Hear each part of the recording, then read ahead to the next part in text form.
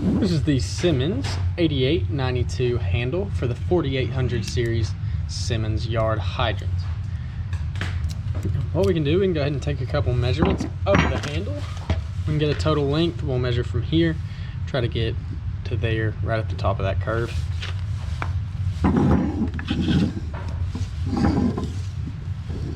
if we try to get it lined up here, see the top of the handle to the end here measures right at about 5.5 inches. I'm going to go ahead and measure from here to the first bend.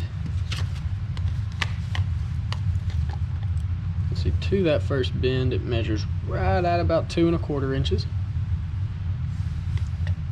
And then here it will measure right at 4 at the bend.